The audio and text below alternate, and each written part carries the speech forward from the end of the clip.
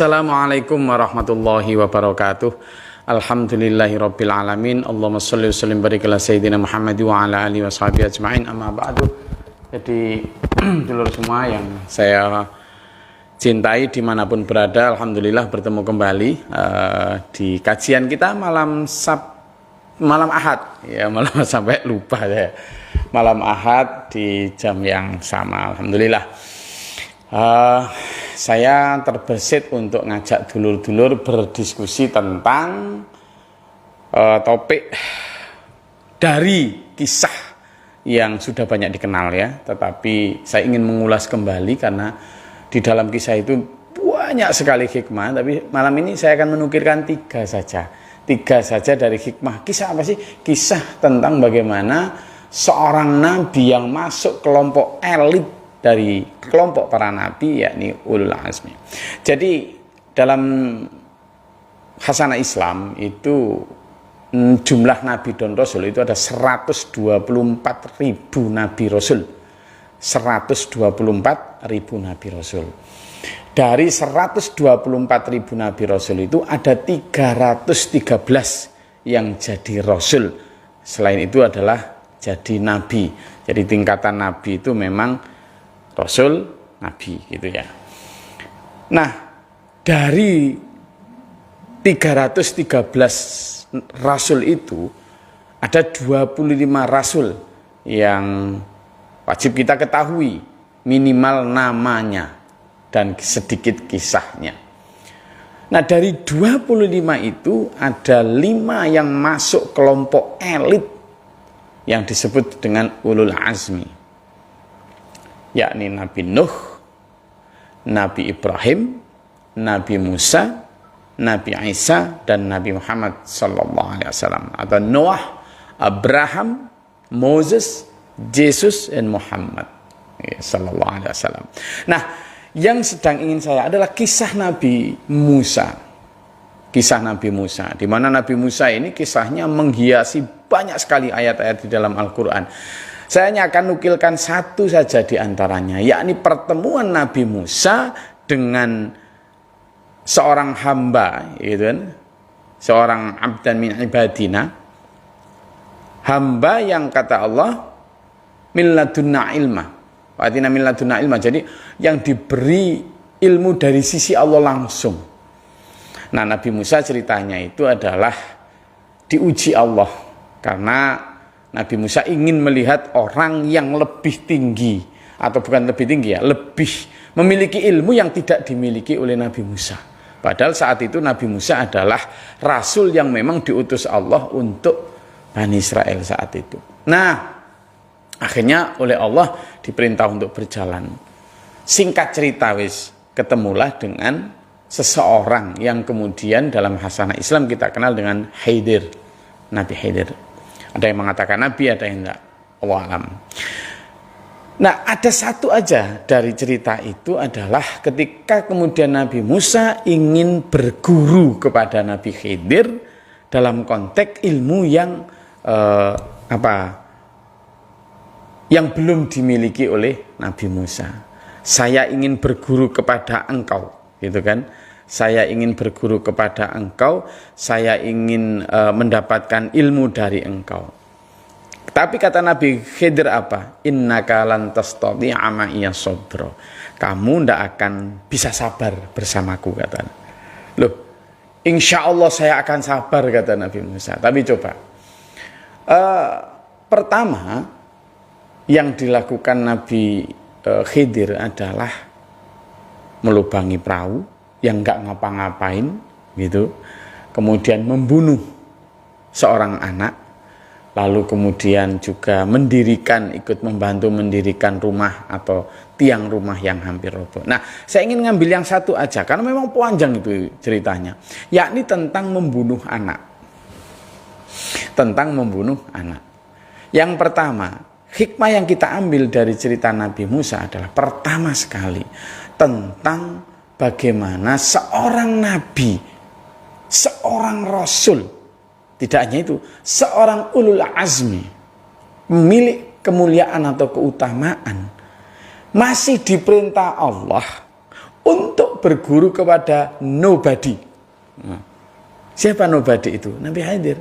Orang yang sama sekali tidak dikenal siapapun, jangankan dikenal oleh, tidak ada yang kenal. Allah menyatakan bahwa dia punya ilmu, itu kan Allah. Orang tidak ada yang tahu.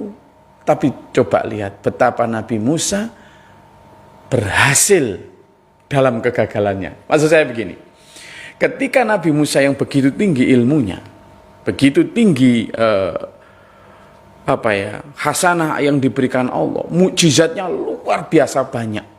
Wah, mulai dari bisa menjadikan biidznillah tentunya ya, tongkat menjadi ular, mengeluarkan sinar dari tangannya, banyak sekali mendatangkan wabah, lebah, kodok dan lain sebagainya, sampai yang paling fenomenal adalah membelah lautan. Tapi masih diperintah Allah untuk untuk benar-benar berguru kepada Nabi Khidir. Ini yang harusnya kita, saya terutama ini ya, yang mungkin dikenal Gus atau apa, beranikah saya belajar berguru kepada orang-orang yang bahkan mungkin secara keilmuan, secara lahir di bawah saya. Nah, ini tantangan buat saya dan juga buat mungkin dulur-dulur yang seperti saya, yang sebagai penyampai agama yang mungkin sudah menguasai ahwalus syakhsiyah, misalnya tentang hukum-hukum keluarga, tentang hukum syariat yang lain, fikih-fikih itu. Maukah kita belajar tentang ilmu? Ternyata Nabi Khidir memiliki ilmu hikmah yang saat itu tidak oleh Allah berikan kepada Nabi Musa. Artinya apa? Allah hanya ingin memberitahu kepada Nabi Musa bahwa sebanyak apapun ilmu yang aku berikan kepadamu, wahai Musa, itu belum ada apa-apanya. Karena ilmuku banyak sekali yang belum kamu ketahui, termasuk yang diberikan kepada Nabi Khidir. Dulur, dari situ harusnya kita menjadi orang-orang itu ojo sombong, ojo adigang, adigung, adiguno. Jangan melihat orang dengan sebagai gelas kosong, jangan. Bisa jadi banyak orang yang di luar kita yang kelihatannya bukan siapa-siapa, ternyata berilmu. Itu yang pertama. Yang kedua, bayangkan Nabi Musa saat itu ternyata berhasil dalam kegagalan. Nah, ini yang penting ya. Maksudnya berhasil dalam kegagalan begini. Waktu itu ujiannya kan bagaimana Nabi Musa agar sabar, ya toh? Bagaimana agar Nabi Musa sabar? Sudah diberitahu, innaka lan tastati'a ma'iya sabra. Kamu tidak akan sabar bareng aku. Sudahlah, Nabi Khidir sudah tahu tuh. Tapi kata Nabi Musa, insya Allah saya akan sabar, gitu kan? Tetapi ternyata apa? Ketika Nabi Khidir melubangi perahu yang tidak ngapa-ngapain dilubangi, sudah tanya, kan sudah diberitahu, la tas'al, jangan engkau bertanya, akhirnya jangan engkau bertanya sampai nanti aku memberitahu kamu, kan begitu dalam Al-Quran disebut. Jadi jangan engkau bertanya sampai nanti aku memberitahu kamu. Nah, tetapi ketika belum diberitahu sudah tanya, berarti kan tidak sabar. Setelah 2-3 kali, kemudian akhirnya, wes sekarang saatnya aku dan kamu berpisah, kata Nabi Khidir. Baru kemudian diberi kita. Loh, Nabi Musa secara lahir memang seolah-olah gagal. Gagal apa? Gagal dalam ujian kesabaran. Tetapi Nabi Musa berhasil. Berhasil dalam hal apa? Berhasil menurunkan pertama egonya sebagai seorang ulul azmi, mau berguru kepada seorang yang bukan siapa-siapa. Itu yang keberhasilan pertama. Keberhasilan kedua, Nabi Musa mendapat pelajaran hikmah yang luar biasa. Loh, jadi bahkan dalam kegagalan sabar pun, itu ternyata Nabi Musa mendapatkan keberhasilan berupa hikmah yang luar biasa. Akhirnya memang setelah dipertemukan oleh Allah dengan Nabi Khidir, kemudian Nabi Musa lebih wise, lebih sempurna sebagai seorang Nabi ulul azmi. Nah ini yang menjadikan kita harusnya belajar juga bahwa jangan pernah melihat kegagalan itu sebagai sebuah akhir. Kegagalan dalam hal apapun, termasuk kegagalan dalam menuntut ilmu. Tidak ada yang gagal sebenarnya kalau kita mampu mengambil hikmahnya. Sekurangnya Nabi Musa tadi mendapatkan 3 pelajaran. Pelajaran yang pertama bahwa ketika Nabi Khidir melubangi perahu itu ternyata justru untuk menyelamatkan perahu tadi. Karena saat itu raja yang lalim merampas seluruh perahu yang bagus. Sehingga kalau yang bolong nggak dirampas. Kalau bolong masih bisa ditambal menurut Nabi Khidir. Dengan dibolongi itu nggak dirampas, nanti setelah orangnya pergi kita tambal lagi. Tapi nanti kalau sampai itu, nah itu. Ternyata yang kedua adalah anak tadi dibunuh karena Nabi Khidir diberitahu Allah bahwa anak itu nanti kalau besar akan menjadikan orang tuanya menjadi kufur dan menjadi orang yang durhaka kepada Tuhan. Padahal saat masih kecil itu orang tuanya adalah orang-orang yang bertakwa dan beriman kepada Tuhan. Siapa yang tahu? Ya Allah. Nah ini juga insya Allah pekan depan lah ini nanti kita kupas tentang bagaimana sesungguhnya hubungan antara kisah Nabi Khidir terkait dengan membunuh anak tadi itu kaitannya dengan apa? Kaitannya dengan family planning. Dengan apa? Keluarga berencana. Nanti apa kaitannya? Insya Allah pekan depan lah untuk itu. Nah pelajaran yang ketiga adalah tentang bagaimana Nabi Khidir membantu seseorang untuk mendirikan atau memperbaiki rumah bangunan itu. Ternyata ada hikmah juga di sana. Maka dulur, dari kisah Nabi Khidir dengan Nabi Musa itu sebenarnya adalah kisah tentang ta'alim. Bagaimana dinamika di dalam mencari ilmu, dinamika sebagai orang yang berilmu dan orang yang mencari ilmu, dinamika bagaimana definisi orang berilmu atau definisi alim, allamah itu siapa sebenarnya. Ternyata bukan hanya yang terkenal itu, bahwa ilmu Allah itu banyak sekali. Wa ma utitu minal ilmi illa qalila. Dan aku tidaklah memberikan ilmu kepada manusia itu kecuali sedikit sekali.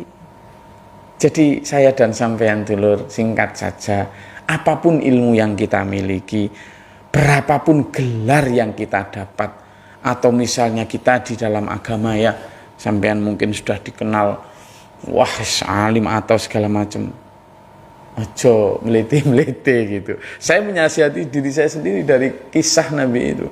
Kalau seorang Nabi yang sudah ulul azmi saja diperintah Allah untuk belajar terhadap orang seperti itu, yang mungkin di mata manusia bukan siapa-siapa, tidak terkenal sama sekali, apalagi kita yang bukan Nabi, bukan Rasul, apalagi bukan ulul azmi.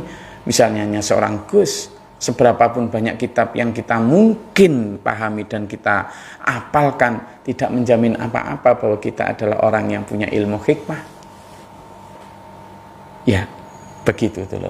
Saya rasa itu kajian kita, dan insya Allah pekan depan kita akan bahas tentang apa kaitan kisah Nabi Khidir terkait dengan ketika membunuh anak dengan hubungannya dengan kependudukan, ya, hubungannya dengan kependudukan atau family planning atau keluarga berencana, tentang bagaimana anak, tentang bagaimana merencanakan generasi dan lain sebagainya. Intinya pada malam hari ini saya ingin mengajak bahwa ternyata orang-orang yang berilmu di sekitar kita itu sangat banyak, sangat bertebaran, dan ilmu Allah itu luar biasa luas. Bahkan seandainya seluruh pohon dijadikan pena dan seluruh lautan dijadikan tinta, tidak akan berkurang ilmu Allah. Dan seandainya ditambahkan lagi pun tidak akan berkurang. Saya hanya ingin mengajak, ayo menjadi orang-orang yang haunan, orang-orang yang humble, orang-orang yang tidak menepuk dada hanya karena kita hafal ilmu ini, ilmu itu. Karena sesungguhnya Allah memberikan ilmu kepada siapapun yang dikehendaki, utamanya ilmu hikmah. Terima kasih, mudah-mudahan bermanfaat dan berfaedah. Sampai ketemu pekan depan. Bila taufiq wal hidayah. Wassalamualaikum warahmatullahi wabarakatuh.